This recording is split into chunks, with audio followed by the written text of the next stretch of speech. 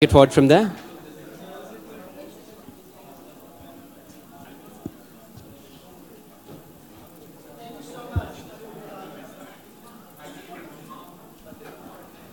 Hello, can you hear me? Thank you so much. It's just a privilege to be here among you all and then host the last session, and that too after lunch and before sunburn sensation. So I'm sorry being in between the two most interesting things here.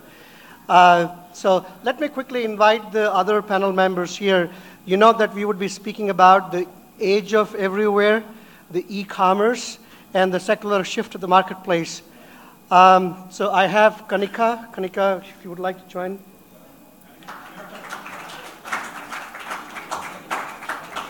So Kanika comes from Bhopal, and she has built what I have heard that you would like to call the Uber of the private jet market. Yeah, pretty much. So wonderful. We are going to hear about their journey. My next panelist is not in that order necessarily, Mr. Farook.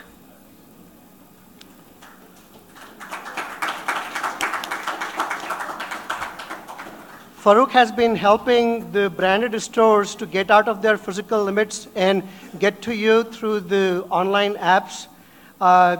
He runs a marketplace called Find, which is dedicated to bringing the branded stores to the users. And then we have Sara. Sara started off, so he founded his own company called T Treasure, and then currently he's also heading the marketing for Aroma Magic. So what we're going to do is, I have a big presentation for you. It will take 1 hour. No, I'm not going to do that. So let me just quickly, thank you. You're welcome. Right? When you have a professor sitting here, he can do that, right? So let me just quickly give you some numbers, so anchor our conversation in what we know. But before I share some of the numbers to set the context, let me begin by asking a question. Who hasn't bought online yet? Oh, that was the wrong question to ask. I knew it. Who has been buying online for more than 5 years? Okay, so a few hands here, about 4 or 5 of them. Who has been buying online for about 10 years or more?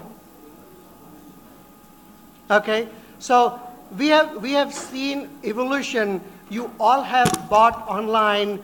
A few of you have been buying online for the last 5 years, and a very few who have done that for the last 10 years. E-commerce has gone global. We all know. US retail, just alone the retail industry, does about 300 billion. China overall, between B2B and B2C, is just about 750 billion odd. India has clocked about $15 billion in e-commerce market. That also includes m-commerce. Is expected to touch roughly about $64 billion in just about another 3 years. And then in subsequent 2 years, we are expected to exponentially grow to roughly about $200 billion odd. This is going to be an amazing journey. Now, because the team has been shaping South Asia, I also looked around for some numbers from the neighboring countries. They are at the cusp, at the beginning of this revolution, if you will. Pakistan e-commerce has been estimated to somewhere around 100 million. Same is the case with Bangladesh. Sri Lanka is clocking somewhere around 21 million, and each of them have been expected to grow roughly about 100% or so on a CAGR for next few years or so. So there's been a lot of excitement, a lot of energy here. I was talking to the panelist sitting here. The biggest problem and the challenges going forward is going to be the fact that this market is characterized by, if not winner take all, a few take all. Network effect, easy imitation, large economies of scale, a low marginal cost, all of these things make this market extremely competitive for a very long period of time. That means that when companies grow their sales, they are not necessarily growing their profitability. And several companies go bust even after becoming very big before they actually see the profitability. So there are real challenges here. I was sharing with the panelists here that in 2017, a Harvard professor, HBR has published an article from the professor from Tufts, Dr. Chakraborty, he says that they surveyed in 2017 42 countries on the speed, ease, and security of e-commerce. Anyone would like to guess as to where India was among 42 countries? Pardon me? Number one, you said? That's okay, that's a guess, so that's fine.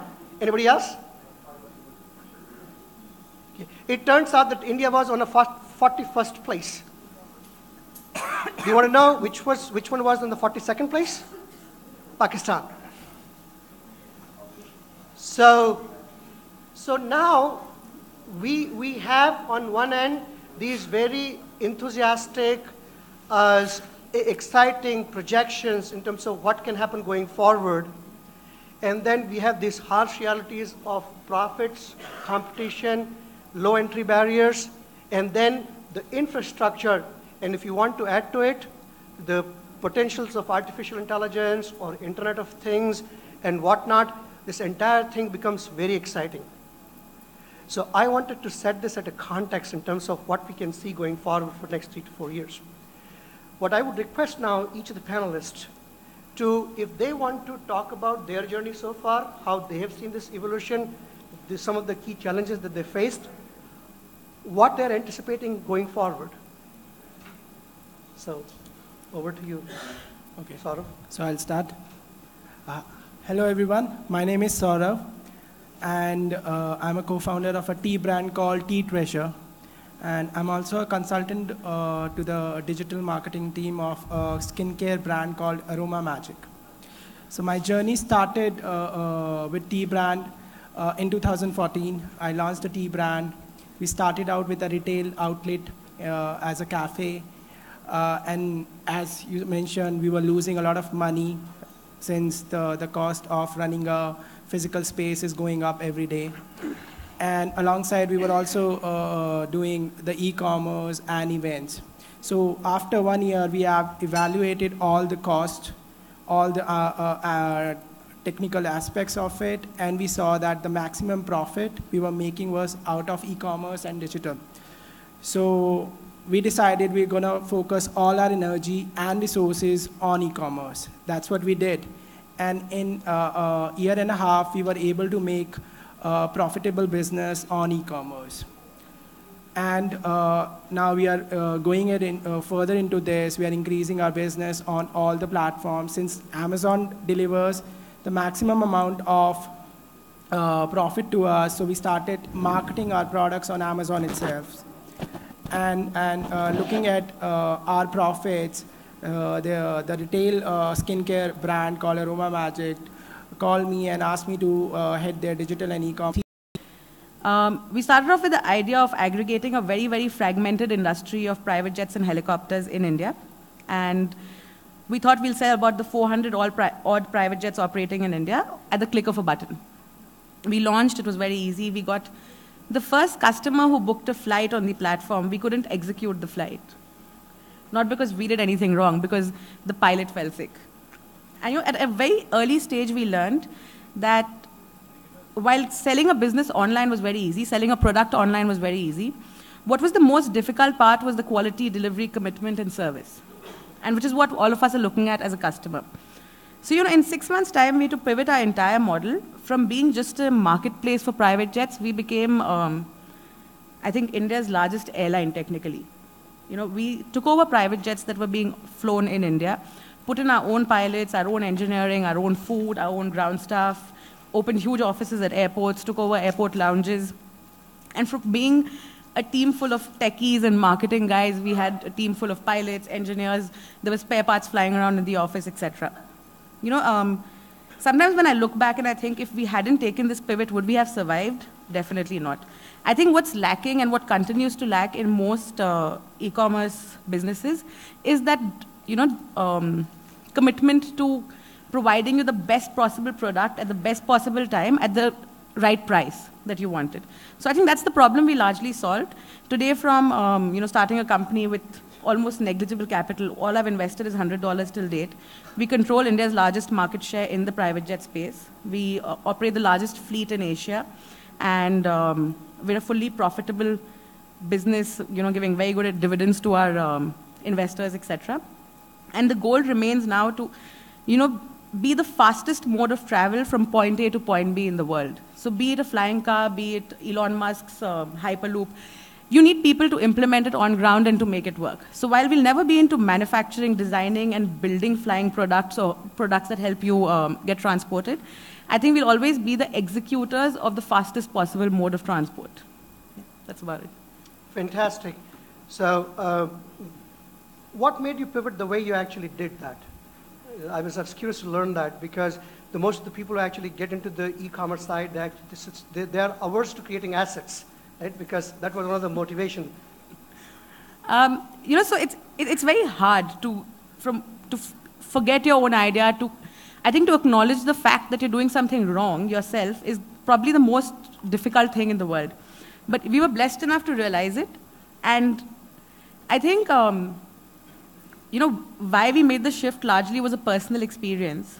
I had booked a ticket on Make My Trip, which I wanted to cancel. And at that time, I didn't have an EA and a secretary and a 1,000-people team working with me. I was just one Kanika trying to do everything.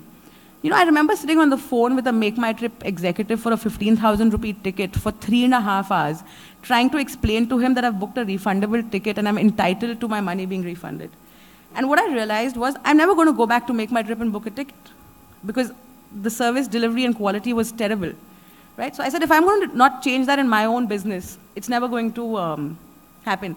And today we've got customers who actually say, Kanika, you've changed my life.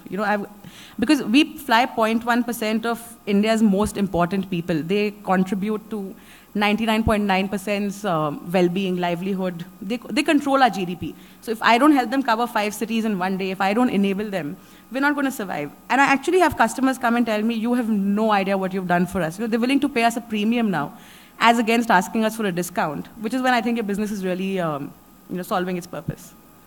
So this is amazing. I'm sure that there are audiences who have a number of other questions, because it's not very easy to actually convince investors who you have actually told that they don't have to put in a lot of money and then pivot in a way where you actually need a lot of investments. Besides, everybody knows that aviation is not a business where people make money. We have examples from our own country where people actually lost their businesses because they got into aviation. So this is fascinating. But before we get to ask that question, let's talk to Farook and hear his experiences of building a marketplace that's not easy to build in the first place and very difficult to sustain. So Farook. Sure. My journey, in the startup journey, started way back in 2012. We were an enterprise company where we used to work with some of the largest retailers in the country to change how shopping happens in store. We would install these large panels in the store where you could, look at products in the store as well as you could buy products from other stores. While we were doing that, we quickly realized, that model has some challenges where, there are long payment cycles typical with enterprise sales. It takes forever to scale that business. And because we were VC funded, we have one of the requirements of being VC funded that you have to grow really fast. So early 2015, we kind of pivoted into a more consumer-facing product, and we renamed it as Find. In that, we tied up with all the large retailers and brand stores, and we have 8,000 of them on the network. We took their supply and inventory and put it on the app for consumers to shop. Ever since we launched the app end of 2015, and ever since that, we've been scaling rapidly. But that rapid scale comes at a phenomenal cost, as everyone knows. We've been trying to work on multiple ways of making money in the game, but still trying to cater to the large mass market that exists in the country. It's still early days for e-commerce in India. I mean, we're still just completed a decade now. So we are hopeful that eventually when 200 million active users come every day, people will be able to make a lot of money in this business. So this is fantastic. As everybody knows here, that building marketplace is not that easy. I wouldn't reveal the number unless Farook wants to reveal himself. He was talking about that the amount of rupees that he is losing on every transaction that people are actually doing on his platform currently.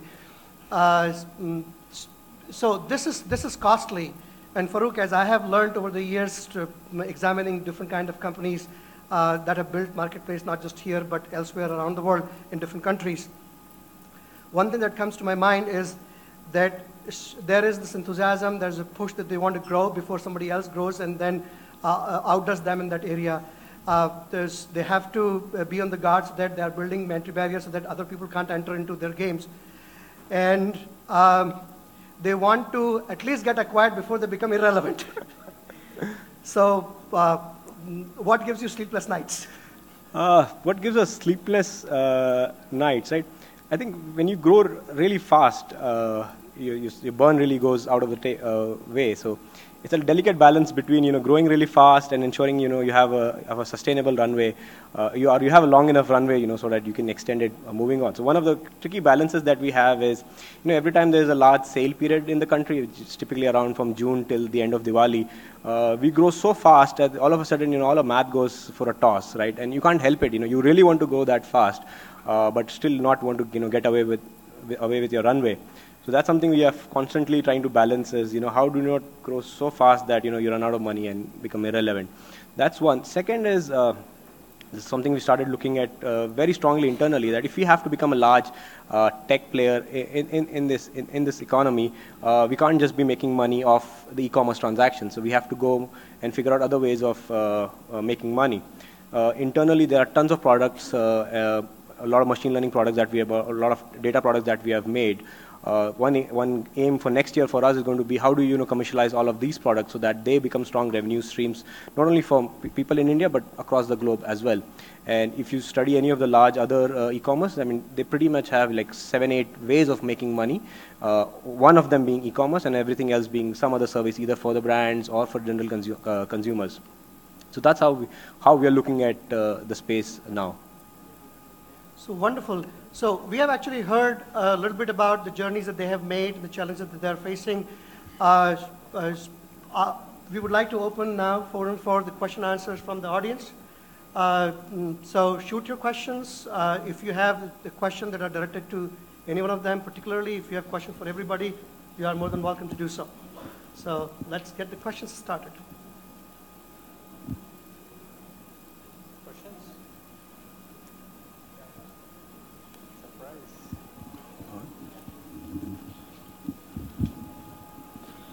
Sir, in the current scenario, if I want to sell the product, so maximum population are buying traditionally and the future is of e-commerce, and this is the very difficult situation to tackle both the things. So my question is that how to start a venture where we can reach out to the people where they are buying traditionally also and by the mode of e-commerce also, because it is an expensive process to tackle both the things. Sure. I mean, I think Sara would be better fit to answer that question. Okay, I'll try to answer that.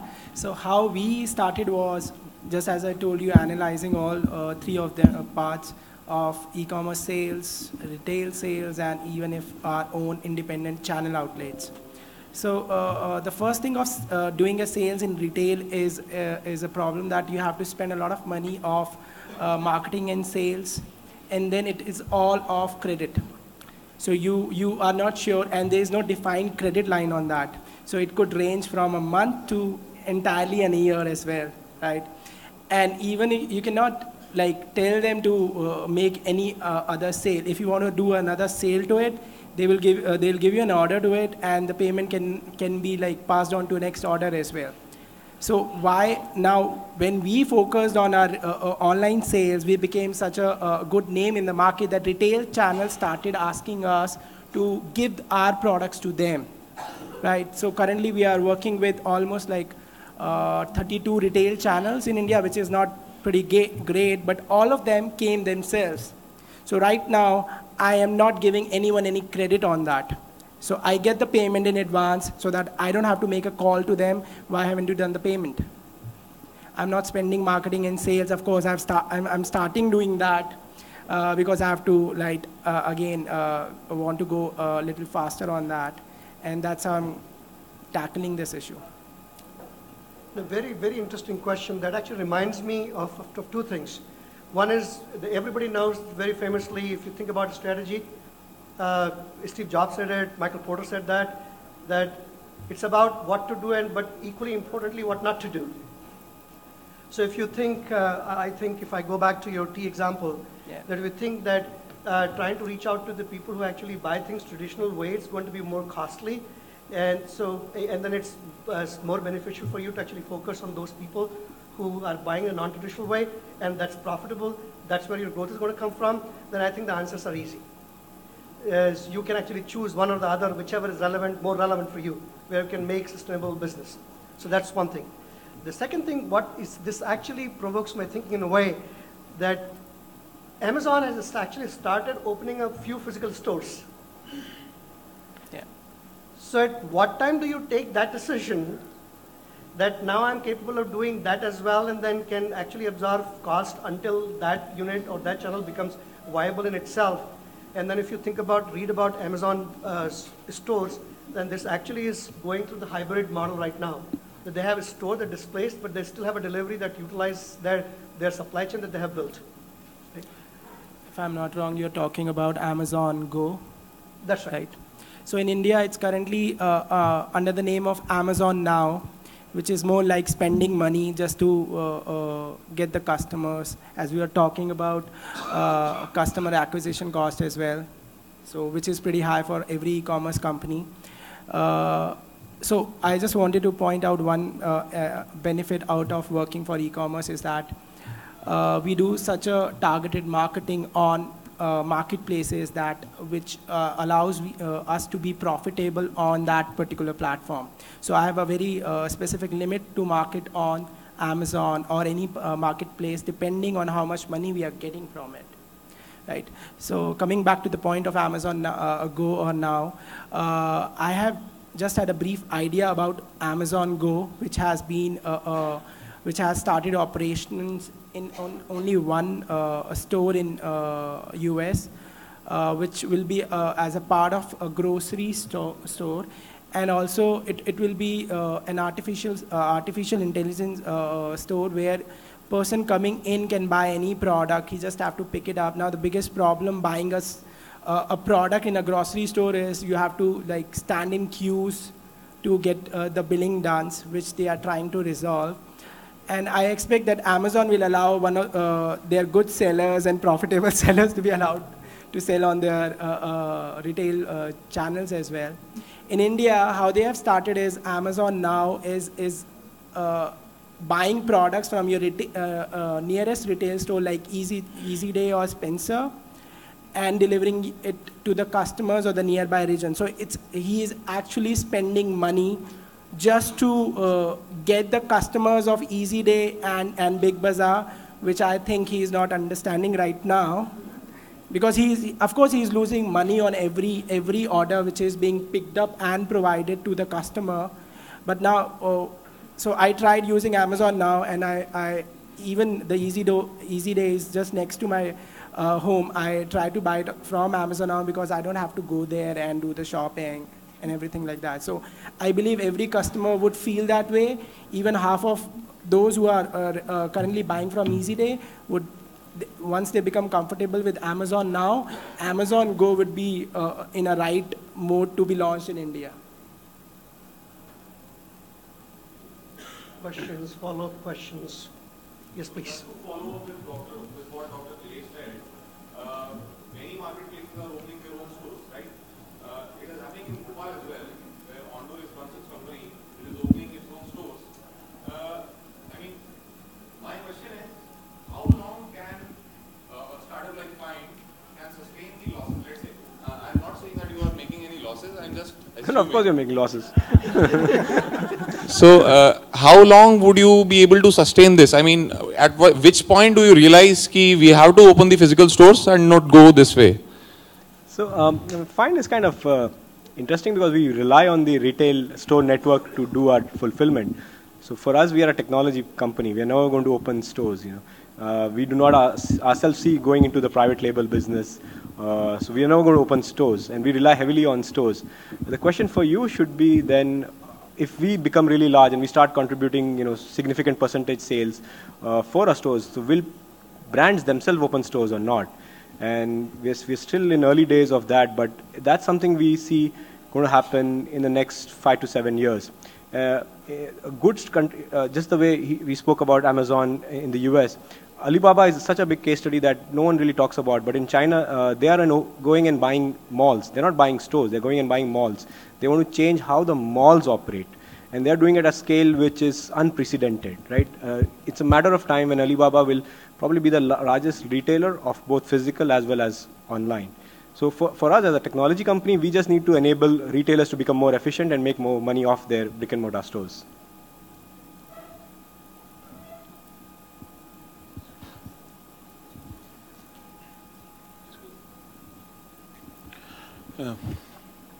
So, sir, my question is that I am myself into retail trading, and the question is that if I have a store and I want to, it's a physical store, and I'm not selling any sorts of necessities.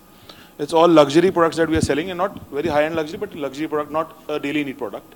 So, how can we make sure that, or how can we increase the footfall at a physical store using the digital medium, or sale at digital and the both physical platform together?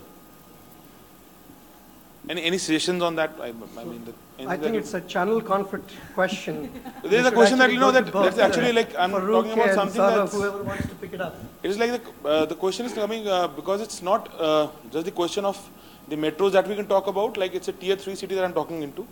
So how can, it's just an open thing that how can, any suggestions that you can give us? Thank you. You're the digital marketing expert. I would like to know what type of products you are selling. So it's typical, you can say that it's their home decor products, and not something that's not necessity, immediate necessity, but something that people do buy. But how can this be done in a model that's both digital as well as physical store? Most of the companies, so that was the same problem which Aroma Magic, that's a skincare company, has. They do a business, retail business of more than 100 crores every month, and their online sales is less than 1% of it. However, looking ahead into this, it could be a reason that you are not able to see your audience in a different way, right? For example, as I was talking to Dr. Nilesh, he was mentioning that he's a kind of a guy who wants to feel the product first and then buy. On the other hand, you will have a lot of customers who can buy products just by looking at it, because they may know the product just by reading about the features or things about it. So if you already have a retail space and you're doing pretty good in that, so you are already hitting that type of target audience. And looking at for the next type of a target audience, launching your website or an app is not a typical task these days. You can get a guy who can do that for you right now. Now, the bigger question which I say is whether you want to be available on the e-commerce marketplaces or not is a place how you can start ahead it.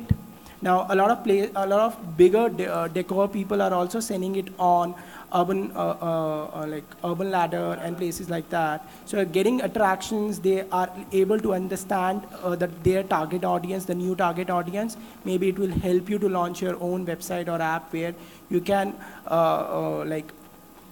get the new audience to feel the products online as well and start buying it from you as well, right?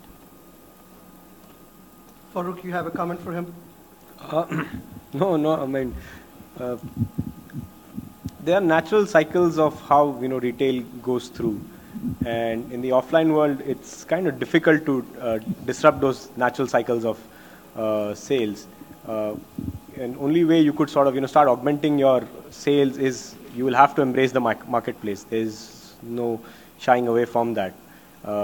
You might opening up your own site, opening up your app. It's a fairly expensive proposition, and invariably when you're competing on traffic, you're better off going with someone who's already got tons of traffic, start making you money from day one. In the offline world, when we work with large brands, and we know for a fact, on most weekdays they do like 1/10 the sale that they do on a weekend, and there's little they can do about it. You'll continue paying your mall rental, you're going to continue paying your store rental, and it's kind of difficult to even keep the store motivated, the store staff motivated on those days. If you start embracing that sort of a multi-channel or omni-channel strategy, what you will see is that you're making money throughout the day, 24 hours a day. So I think one of the things that actually brings me back in this conversation is the question that colleague on your table asked earlier. So if you think about the physical stores are usually located in terms of their catchment area. So if you think that you are actually restricted into your catchment area and that's where your capability is to supply, then you want to actually think about in terms of what you want to do, what channel do you want to utilize if you want to go digital, how do you want to reach out to your catchment area, because if you can't fulfill order beyond your catchment area, physical catchment area, then you have a problem. The other threat is more strategic, which is a midterm or long-term threat that you need to face, which is that as these specialty stores, markets get consolidated over a period of time, there are retailers who are actually going to emerge, which are going to be bigger in scale and will have ability to cater into your own catchment area. And then they would actually have the purchasing power on the other side.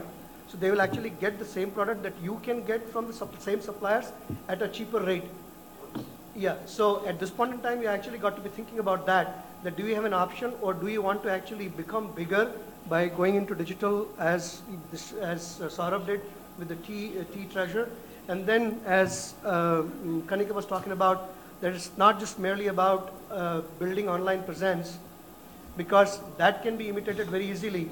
So then developing back-end supply chain capabilities that allow you to be differentiated from those, and then not everybody can just jump in and then substitute you because they just don't have the capability to deliver with assurance that one would like to see. So that's where, if you are asking a strategic question in terms of what's going to happen to me in about 3, 5, 10 years period of time, I think that's where the conversation would go. Now, if you have those customers that are going to be die-hard, only physical, touch and feel kind of customers, then I think you are secure. I would like to add a point to this. Now, so for online sales, there is, at the back-end side, there's a big difference how you manufacture or produce or on a regular basis, on a regular cycles. So once you are selling online, you cannot go, you cannot be like out of stock, right? You're losing sales every day. You're losing visibility every day.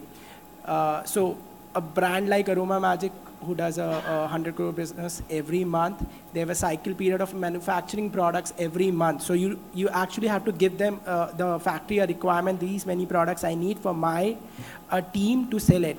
Now they figured it out that their online sales were only 1%, which which I saw that it's not correct, because people really want to buy their products, but they are not getting it online.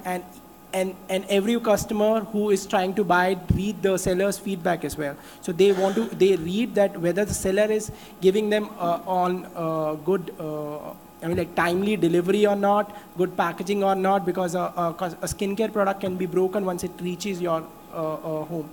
So when I gave them almost more than 3 crore of indent to manufacture products, their operational team went into like crazy note that why are you giving this, because we are not doing more than 70 lakh a month and you're giving me 3 CR.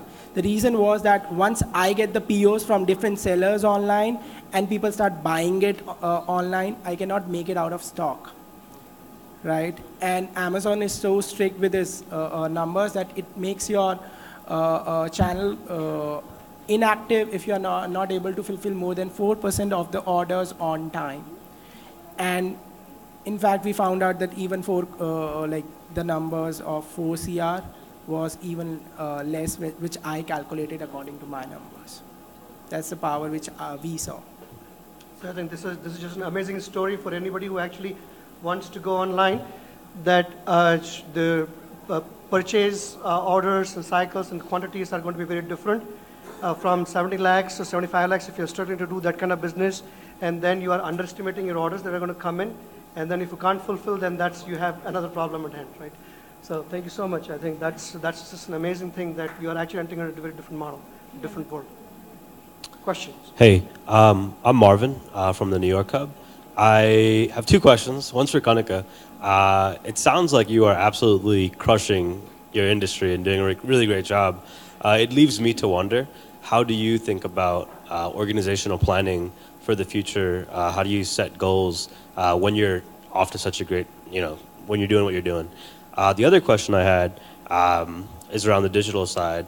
I am messing around with a drop shipping store online, and one of the things that I think about is on one side, Amazon and all these international players that are in the market and continuously pressuring that market.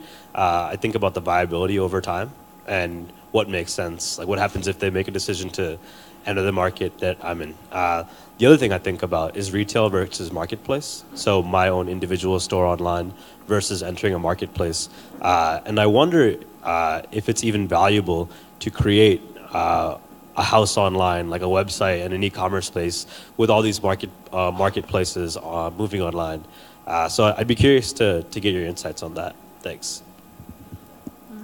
I think your question's one of the biggest challenges I personally face today, because rapid growth with profitability has always been, my personal goal for the business. I don't believe in losing money to, give customers discounts or build a business on the basis of giving discounts. I personally believe that if you're offering a really good product, the customer is going to be willing to pay a premium for it. But that being said, I think if you don't have an organization structure that supports it, it's your business is bound to fail. You've got to have really, really great people working with you. To give you a personal example, 80% of my team is about twice or thrice my age. So, initially for all these old bald guys to take me seriously was very, very difficult. While I would be commonly known as Kanika ma'am, I had forgotten that my surname was Tekriwal for the longest time, I was so used to just hearing Kanika ma'am everywhere. But I could feel that, silent giggle behind my back always, ki what is she going to do, we're not going to listen to her. That sort of a deal. Because they're so used to having a very different work environment. We're a work environment where we have, after every 6 workstations, you've got a foosball table, you've got a table tennis table, you've got madness going on in the office, you've got a 16-year-old working in the office, and you have a 65-year-old working in the office. So it's a very different environment for most traditional employees to come and work in, especially at leadership roles. So when my chief operations officer first joined, he said, why is there no discipline in this office? Why doesn't no one walk in at 9 a.m.? So I said, that's because they're working till 2 a.m. You can't expect them to keep a 9 to 6 timeline in a business such as this. And I still struggle with trying to get that balance. But the one thing I've learned is, if you incentivize your people to align them to your goal or to your business's goal, it always works. And at the end of the day, that incentive doesn't have to be money. It has to be recognition. It has to be a combination of recognition, financial reward, personal satisfaction. So we've developed a company policy wherein you invest 80% of your work time into company work and 20% of your time into a personal project. And we've got a whole hub and a bunch of mentors who actually help people give their own dreams reality. So you're telling the employee that, look, I care about myself, I care about my business, but I also care about you. That just increases employee retention really, really high. So I'll tell you something really funny. In the past 4 years, I started the company with a one-man show. I was Ramu Kaka, who was doing everything, to a company with a very, very big team right now. We've not had a single person resign. And I think that's the biggest sign of success. I fired 4 people. It's a very hard decision to fire anyone, but we've never, ever had a single person resign. So it's actually difficult to get rid of people when they're not performing. So, what we did was we came up with no employee in the company gets the same salary every month. So say if your offer letter says you're going to be drawing 20 lakhs a year, you actually don't draw 20 lakhs a year. Every Saturday we have something called a performance barometer test, where your M1, M2, that's your manager and your super manager, measures your performance for the month, every last Saturday of the month. And you're graded on 3 criteria: excellent, good, average. If you're average, you get, 100% minus 10% of your salary. If you're good, you get 100%. And if you're excellent, you get 120%. 70% of the team has always been excellent, because they work so hard to get that extra variable and that extra recognition, because you're known as a performer. And if you're not performing, if you're always falling in average for 3 months, I know there's no space for you in the company, so I've got to get rid of you. So we've actually had only 4 people who've fallen in the average category in 3 consecutive times. The other thing we do is, I learned this from Netflix. I'd spent about 10 days at the Netflix office, just understanding what they do. They have a no-leave policy. You can take as many days holidays as you want off, as long as your work is done. You've got your goals, you've got your objectives, you've got, you've got your targets to meet, depending on the role you're in. You can be off 30 days a month. You could be working from the Bahamas or you could be working from Mars. No one gives a damn as long as you get your work done. So we follow the same policy, I mean, I have people coming to the office in shorts and slippers. It was a huge culture change to me also, coming from a very private jet corporate environment, getting used to this. But you actually, your performance improves so much. We've seen the highest growth after implementing the no-leave policy. Because people have so much comfort. Everyone has personal problems. Someone's mother is sick, someone's wife's giving birth to a baby, someone has a family member passing away. And if you expect people to work 9 to 5 during times of duress, they're never going to perform. If you give them that flexibility that, sit at home, tend to your families, do whatever you have to do, but get your work done, they're going to go out of their way and perform for you.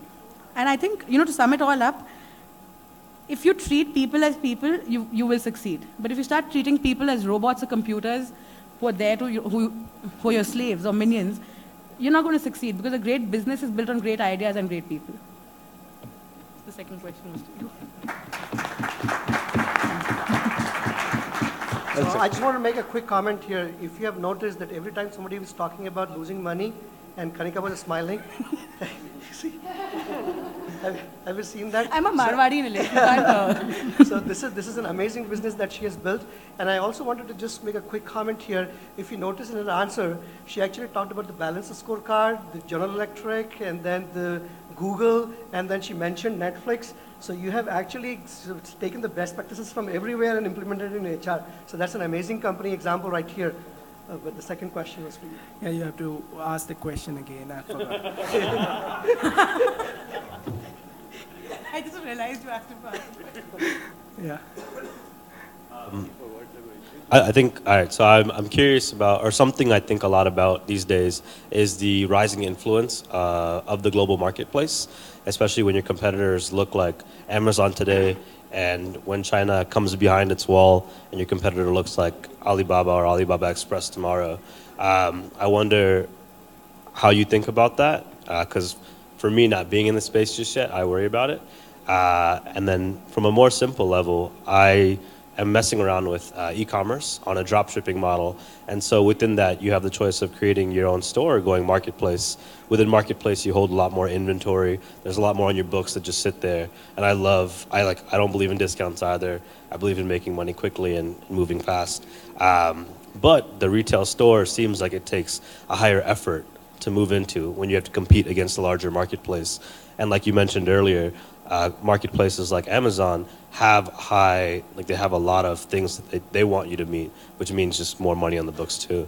And so one of the things that I spend time wondering about right now, and I feel a little bit discouraged about, is the value in opening up a e-commerce HQ, like a retail store online, because I wonder if it's worth doing in this world where marketplaces seem to rule everything and where larger giants are just moving in. Right. So when we started selling our products, we were also focused on selling it through ourselves. And actually, we have to understand you are not since you are selling products, I started telling myself that I'm not in competition with any marketplace. They are there to help me out. And I have just to get the best out of the marketplaces. Now, the biggest platform which is giving me results is Amazon, which is people are afraid of. I don't know why. And we are highly rated on Amazon itself.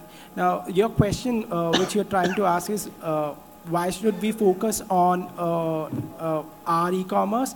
Now, if you are going to be good on your any marketplace or all the marketplaces, you'll be not worrying about China coming with its own marketplaces. You'll be busy. So when my MD asked me a question with China war is coming up or not, I asked, okay, if there will be one country, India, Indochina, I will sell more products in Indochina country.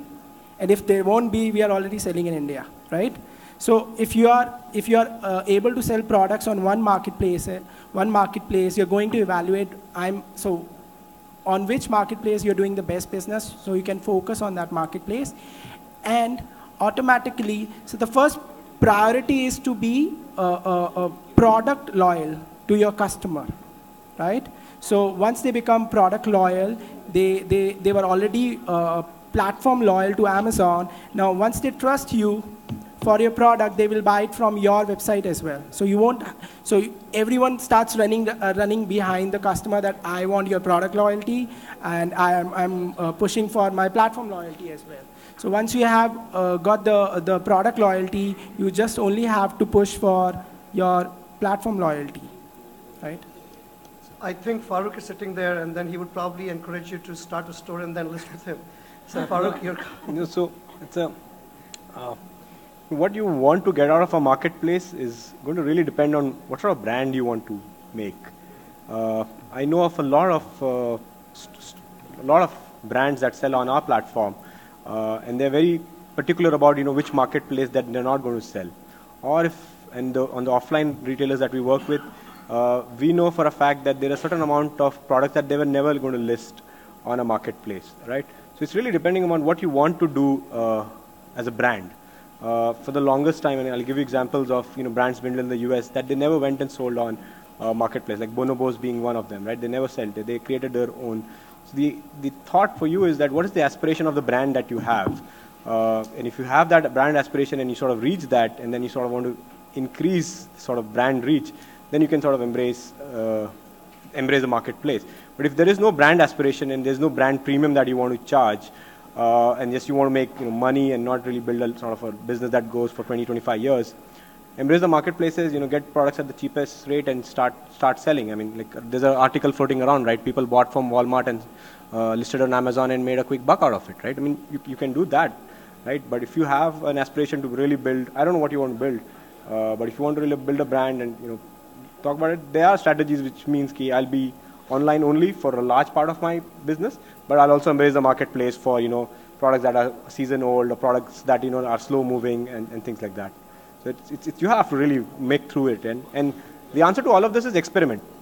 Experiment. If things work, scale them. If they don't, move on. So I think the entrepreneurs, one thing that I have been learning here is pivot, right? So you try something, it works, that's okay. Otherwise, you can always think about something else. His T-shirt says it very rightly. It says, "Do what you love." Yeah, do what you love. Keep doing what you're loving, and you'll succeed. Yeah, and then as long as you can make money, then that's fine. Otherwise, you have to pivot. You have to start liking where you make money. I think we are actually running out of time. We should have ended this about 2 hours ago. So we would take the one last question for anyone or for all of them, and then let's go ahead.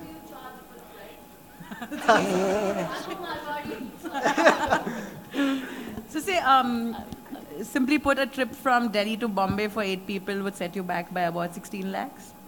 Oh. I'm not a big fan of numbers. That kind of money here.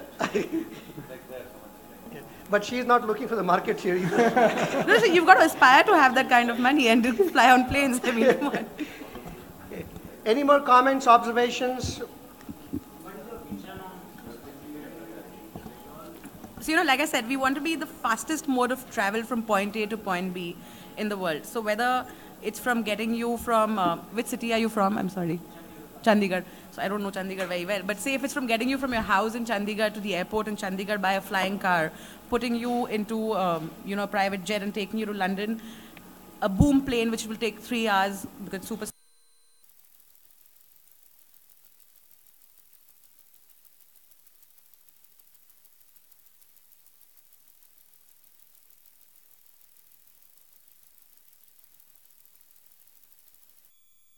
Fantastic so much. I think I'm so very impressed with your vision that you're actually looking at your marketplace. This is a very big definition of what you're competing in and not just the private jet of today. So thank you so much. I hope that each one of you actually got excited about the serious economics and the profitability and viability that we talked about here. I think exciting time is ahead of us. Thank you so much for having us have this conversation here in front of everyone. Thank you so much. Pleasure interacting with you. Thank you, Dr. Nilesh. I would request Sakshi Sharma, curator Bhopal Hub, to please come on stage and honor the guests with mementos. Dr. Nilesh Khare. Can I have a round of applause, please?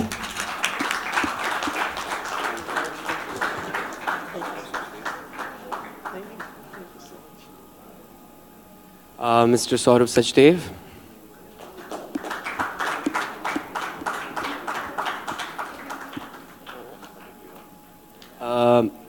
Mrs. Kanika Tekriwal, Miss Kanika Tekriwal, my bad.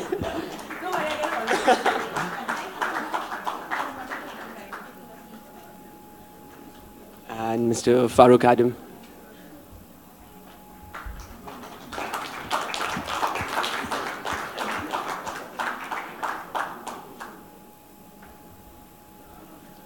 Thank you so much for being so alive for the JBR session. Thank you.